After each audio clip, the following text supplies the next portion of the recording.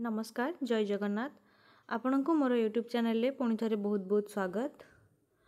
आज भिडियो रे आमे नवम श्रेणी साहित्य बहीर द्वितीय प्रबंध भाषा और जातीयता विषयटी को भल भाव पढ़ी आलोचना करवा एवं बुझिबा ए विषयटी को। तेबे एही प्रबंधटीर लेखक होउचंती भाषा और जातीयता प्रबंधर लेखक होउचंती किए ना उत्कलमणि गोपबंधु दास। तेबे चलो लेखकंकर परिचय भल भाव देखि बुझिबा उत्कलमणि को विषय रे आउ टिके भल भाव जानिबा। तेबे आरंभ करिबा। उत्कलमणि गोपबंधु दास 1877 मसीहा अक्टोबर 9 तारिख दिन पुरी जिला सत्यवादी थाना पुण्यतया भार्गवी नदीकूल सुआंड ग्राम जन्मग्रहण करथिले। तांकर पितांक नाम थिला दैतारी दास, मातांक नाम थिला स्वर्णमयी देवी। जीवनव्यापी उत्कल मातार सेवा करि जाइछन्ति। तांकर प्रत्यक्ष तत्वावधान रे सत्यवादी वनविद्यालय प्रतिष्ठा होइतिला। सत्यवादी साहित्य पत्रिका संपादना और समाज संवादपत्र प्रकाशन तांकर अक्षय कीर्ति। गोपबंधु दास कौन करथिले? सत्यवादी साहित्य पत्रिका संपादना करथिले एवं समाज संवादपत्र तमे देखिथिबो एबे मध्य ओडिया संवादपत्र समाज प्रकाशित होउछि। आमे ताको सबदिन पढु भी थिबे। तो तार प्रकाशक किए ना उत्कलमणि गोपबंधु दास। महात्मा गांधी नेतृत्व में परिचालित स्वाधीनता संग्राम में जोगदे से अनेक थर कारावरण करथिले। ओडिशार समाज संस्कृति भाषा साहित्य राजनीति शिक्षा और जातीय जीवन को नहीं से अनेक प्रबंध मध्य रचना करिसंती। चिरंतर मूल्य वहन करिथिबा कविता मान से रचना करिसंती। गोपबंधु सृष्टि समूह गोपबंधु रचनावली नाम 8टी भाग में प्रकाशित होइछि। सी मृत्युवरण केबे करथिले? 1928 जून मास 17 तारिख नेत्रोत्सव दिन सत्यवादी वन विद्यालय रे चिरदिन पई तांकर नेत्र मुद्रित हो जाइथिला। बंदीर आत्मकथा कारा कविता धर्मपद अवकाश चिंता इत्यादि तांकर सबु कविता पुस्तक आहुरी मध्य से अनेक प्रबंधर स्रष्टा। ए भाषा और जातीयता प्रबंधटी सत्यवादी 12 भाग 6 खंड 1915 जून रे प्रकाशित होइतिला। जातीय भाव उद्रेक रे भाषार भूमिका अत्यंत गुरुत्वपूर्ण। भाषार एकता थिले भावर एकता सुनिश्चित एही प्रबंध रे प्रतिपादित होइछि। तो ये प्रबंध आमे कौन जानिबा ना भाषार एकता थिले केमिति मनिष मनर भावर एकता होई परिबो ताहा आमे एही प्रबंध माध्यम रे पढ़िकी बुझिबा। तेबे प्रबंध ठी आरंभ करिबा। आज समस्ते भारतीय जातीयता निमंते व्याकुल।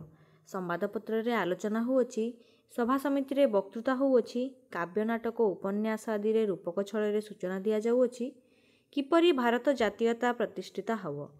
अनेके भारत जातीयता एकाबेळके असंभव बोली हताश। केही केवल अतीत आड़कू चाहि अछंती प्रेरणा पाइबा लागि। अन्य केतेकंकर केवल भविष्यत उपरे आशा। केही निज भितर को चाहि प्राचीन सभ्यता को मंथु अछंती, केही पुणी परमुह को चाहिचंती एवं केवल पश्चिम उपरे भरोसा रखिचंती। तो एठी लेखक गोपबंधु दास कौन कहउचंती ना भारतीय जातीयता पई समस्ते आज कौन होइचंती ना व्याकुल होई उठचंती, अति व्यग्र होई उठचंती। सबुआड़े आलोचना होची, संवादपत्र रे सभा समिति रे वक्तृता होची, काव्य नाटक उपन्यास रे सब सूचना दिया होची कौन ना किपरि भारतर जातीयता प्रतिष्ठित हबो। एई सब विषय रे आलोचना वक्तृता सब चलुची। अनेके भारतीय जातीयता एकाबेळके असंभव बोली हताश। बहुत लोग कौन करचंती ना हताश होई पड़ुचंती कि एहा निहाती गोटे असंभव कथा कि भारतीयर जातीयता एकाबेळके गठित होई परिबो, एहा असंभव बोली बहुत लोग हताश होई पड़ुचंती, निराश होई पड़ुचंती। केही केवल अतीत आड़कू चाहि अछंती प्रेरणा पाइबा लागि। आउ किछि लोक कौन करचंती ना अतीत को चाहिकी बसिचंती, अतीत को चाहिकी प्रेरणा नौचंती कि आम अतीत रे एमिति हेई पारुथला एबे संभव होई परिबो बोली खाली अपेक्षा करिकी अतीत को चाहि रहिचंती। अनेक केतेकंकर केवल भविष्यत उपरे आशा। आउ किछि लोकंकर कौन ना से माने वर्तमान को छाड़ी देकी कौन करचंती ना भविष्यत उपरे आशा बसैकी रखचंती। एबे जहा होची हो भविष्यत रे निहाती भाव में कौन गोटे हबो बोली से माने भविष्यत उपरे संपूर्ण आशा छाड़ी देइचंती। केही निज भितर को चाहि प्राचीन सभ्यता को मंथु अछंती, केही पुणी उपरम को मुह करिकी चाहिचंती, केवल पश्चिम उपरे भरोसा रखिचंती। ତ କ'ଣ କହୁଛନ୍ତି ଗୋପବନ୍ଧୁ ଦାସ ନା କିଏ ପ୍ରାଚୀନ ସଭ୍ୟତାକୁ ଦୋଷ ଦେଉଅଛି, ପୁଣି କିଏ ଉପରକୁ ଅନେଇକି ଚାହିଁଛି କି କ'ଣ କିଛି ଗୋଟେ ହେବ ଯଦ୍ୱାରା ଭାରତର ଜାତୀୟତା ଆପେ ଆପେ ସଂଗଠିତ ହୋଇଯିବ। ଏମିତି ସବୁ ଆଲୋଚନା ଚାଲୁଅଛି। ପ୍ରକୃତରେ ଜାତୀୟ ସମସ୍ୟା ଭାରତ ପକ୍ଷେ ବଡ଼ ଗୁରୁତର। କେତେକ ପ୍ରଦେଶ ପ୍ରତି ପ୍ରଦେଶର ପୁଣି କେତେ ବ୍ୟବହାରଗତ ପାର୍ଥକ୍ୟ, ତହିଁରେ ପୁଣି ଅସଂଖ୍ୟ ପ୍ରକାର ଶ୍ରେୟ ସ୍ୱାର୍ଥର ବିବାଦ।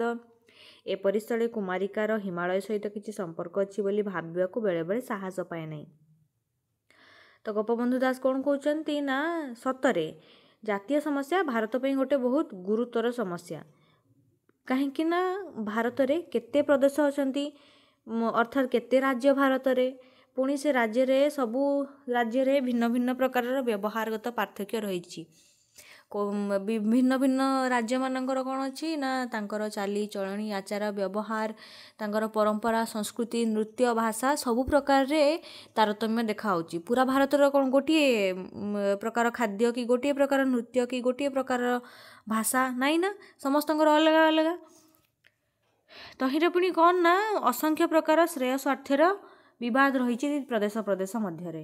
ଏମିତି ସ୍ଥଳରେ କ'ଣ ହୁଏ ନା କୁମାରିକା କେଉଁଠି ଅଛି, ଭାରତର ତଳପଟେ, ଏବଂ ହିମାଳୟ ଭାରତର ଉପର ପଟେ। ପୁରା ତଳୁ ଉପର ଯାଏଁ କିଛି ସମ୍ପର୍କ ବା ସାମଞ୍ଜସ୍ୟ ରହିବ ବୋଲି ମାନେ ଭାବିଲା ବେଳକୁ ବେଳେବେଳେ ସାହସ ପାଏ ନାହିଁ ବୋଲି ଏଠାରେ ଗୋପବନ୍ଧୁ ଦାସ କହୁଛନ୍ତି।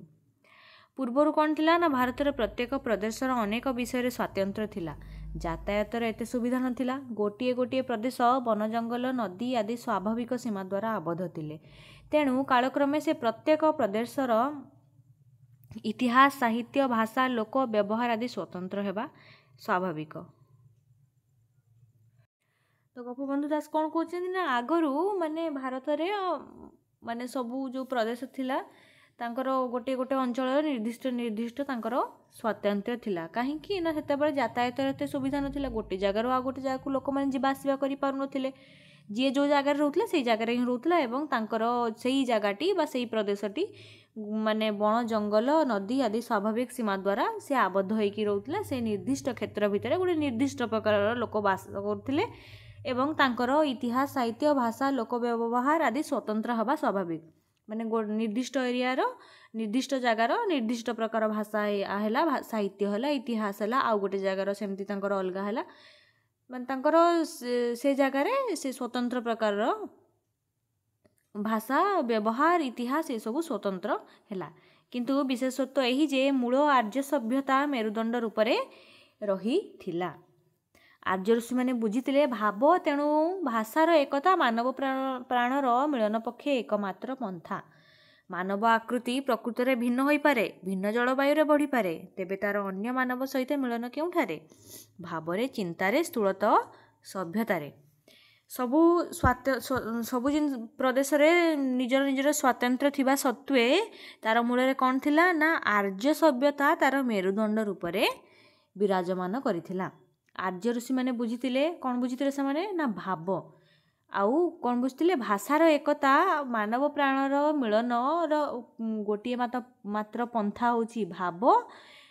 ସେ ଭାବ ଦ୍ୱାରା ମଣିଷ ମଧ୍ୟରେ ମିଳନ ହୋଇପାରିବ, ତାଙ୍କର ଭାବରେ ମିଳନ ହୋଇପାରିବ, ଏବଂ ତା'ର ମିଳନ ନିମନ୍ତେ କ'ଣ ଆବଶ୍ୟକ ନା ଭାଷା ଆବଶ୍ୟକ, ଭାଷାର ଏକତା ଆବଶ୍ୟକ ବୋଲି ଆର୍ଯ୍ୟ ଋଷିମାନେ ଉପଲବ୍ଧି କରିଥିଲେ। ସେମାନେ ଜାଣିଥିଲେ କି ଏହା ହିଁ ଗୋଟିଏ ମାତ୍ର ଉପାୟ, କ'ଣ ନା ଭାଷା ଦ୍ୱାରା ମାନବ ପ୍ରାଣର ମିଳନ ହୋଇପାରିବ।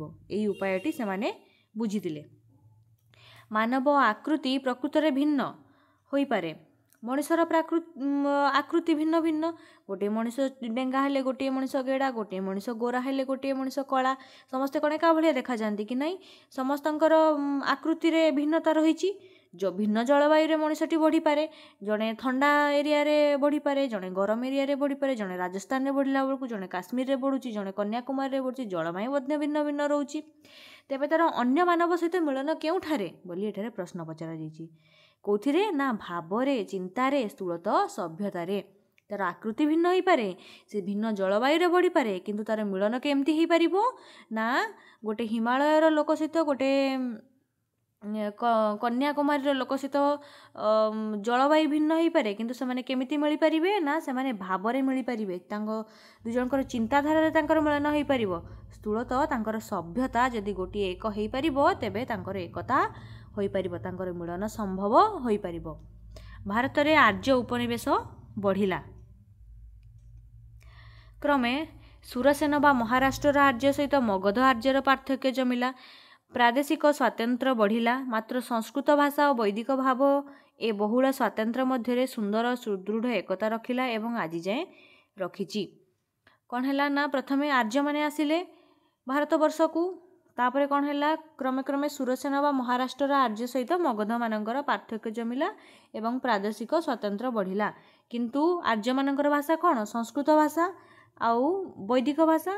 ଏଇ ଦୁଇଟା ତାଙ୍କର ସ୍ୱାତନ୍ତ୍ର୍ୟ ମଧ୍ୟରେ ସେମାନେ କ'ଣ ରଖିଲେ ନା ଏକତା ରଖିଥିଲେ ଯେ ଆଜି ଯାଏଁ ମଧ୍ୟ ସଂସ୍କୃତ ଭାଷା ବ୍ୟବହାର ହେଉଛି କି ନାହିଁ? ବ୍ୟବହାର ହେଉଅଛି। ଦ୍ରାବିଡ଼ ସଙ୍ଗେ ଆର୍ଯ୍ୟର ସଂଘର୍ଷ ହେଲା। ଆର୍ଯ୍ୟମାନଙ୍କ ପରେ ଦ୍ରାବିଡ଼ମାନେ ଆସିଲେ, ଦୁଇ ଜଣଙ୍କ ମଧ୍ୟରେ ସଂଘର୍ଷ ଘଟିଲା ଦୁଇଟି ସଭ୍ୟତା ମଧ୍ୟରେ। କିନ୍ତୁ କ୍ରମେ କ'ଣ ହେଲା ନା ଆର୍ଯ୍ୟ ଭାଷାରେ ଆର୍ଯ୍ୟ ଭାବ ଏବଂ ଆର୍ଯ୍ୟ ସଭ୍ୟତାକୁ କିଏ ଗ୍ରହଣ କଲେ ନା ଦ୍ରାବିଡ଼ମାନେ ଗ୍ରହଣ କରିନେଲେ। ପରିଣାମରେ ଦ୍ରାବିଡ଼ ଆର୍ଯ୍ୟ ଏକାବେଳକେ ମିଶିଗଲେ। ତେବେ ଆଜିର ଭିଡ଼ିଓରେ ଆମେ ଏତିକି ଆଲୋଚନା କରିଥିବା, ଆଉ ବାକି ଅଂଶକୁ ଆମେ ପରବର୍ତ୍ତୀ ଭିଡ଼ିଓରେ ଆଲୋଚନା କରି ଭଲ ଭାବରେ ବୁଝିବା। ଯଦି ଭିଡ଼ିଓଟି ତମମାନଙ୍କୁ ଭଲ ଲାଗିଛି ନିହାତି ଭାବରେ ଲାଇକ୍, ସେୟାର ଏବଂ ସବସ୍କ୍ରାଇବ୍ କରିବ ଏବଂ କମେଣ୍ଟ ମାଧ୍ୟମରେ ନିହାତି ଭାବରେ ଜଣାଇବ। ଧନ୍ୟବାଦ। ଜୟ ଜଗନ୍ନାଥ।